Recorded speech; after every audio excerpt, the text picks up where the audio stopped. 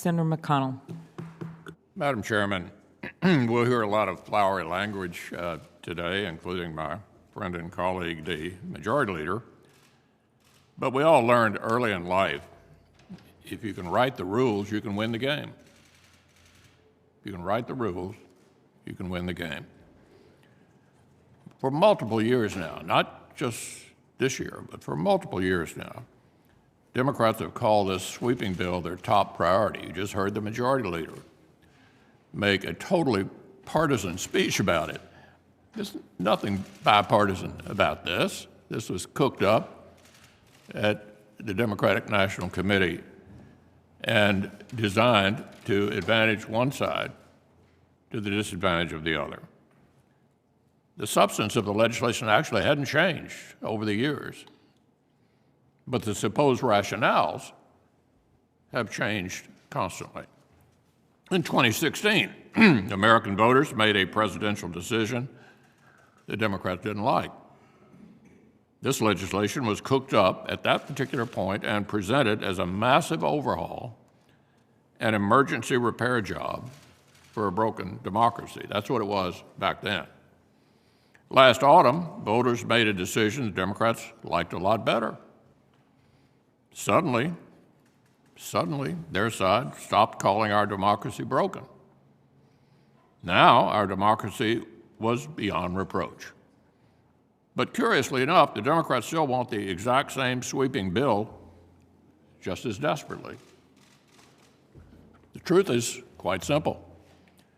Our democracy is not in crisis, and we aren't going to let one party take over our democracy under the false pretense of saving it.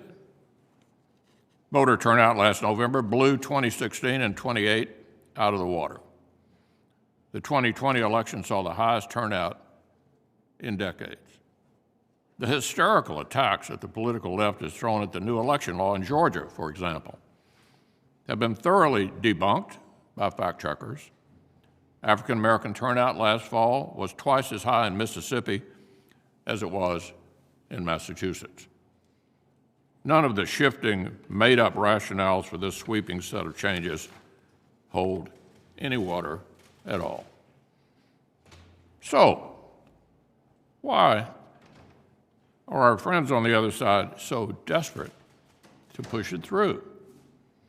Why are Democrats so hell-bent on doing whatever it takes to rewire our democracy on a thoroughly partisan basis? Let's take a look at the bill. This legislation will let Washington Democrats dictate the terms of their own reelection races by rewriting all 50 states' election laws. Popular safeguards, like voter ID, would be neutered. Ludicrous practices, like ballot harvesting, would be mandatory coast to coast. Democrats have a narrow majority in the House and a 50-50 Senate, but they want to make themselves the Board of Elections for every county and state in America. But voting regulations are just the start. This legislation would deliberately turn the Federal Elections Commission into a partisan Democratic panel. They want their own side enforcing election law on their own, unilaterally. It would authorize federal bureaucrats to poke around in a much broader slice of private citizens' free speech. It would attack Americans' privacy rights to such an extreme degree that even the liberal ACLU is sounding alarm bells about this bill. It would have the federal government take public money and send it directly to political campaigns so Americans can subsidize robocalls, junk mail, and TV ads for candidates they disagree with. So the marketing has changed constantly. This has gone from an election security bill to an ethics bill to a racial justice bill. Who knows what it'll be labeled tomorrow? But what doesn't change is the substance, because the intention doesn't change. The Democratic Party, on its own, wants to rewrite the ground rules of American politics for their benefit.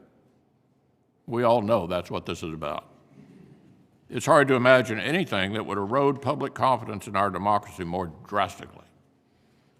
This bill has purely partisan support in the House. It had bipartisan opposition. It's one thing to make fiscal policy that way, to use reconciliation to tax and to spend. It's very different to try to hotwire our democracy itself without a single vote from the other side. These are issues we've tackled together in the past. I was first chair and then ranking member with Chris Dodd in 2001 and 2002. We passed the Help America Vote Act with 90 votes. The slogan then was make it easier to vote and harder to cheat. On a bipartisan basis, we resisted the pleas of some to federalize every aspect of how we handle elections. We set up the Federal Election Administration Act. We provided money to help states upgrade their equipment, but we deliberately did not seek to dictate how they handle elections. That's how you pass a bill related to how the two parties compete together, not on a totally partisan basis. That's how you strengthen our democracy. If this bill were to pass, nobody would have any confidence in it. None whatsoever. Let's call it what it is. Put aside the flowery language. This is a partisan effort to take over how you conduct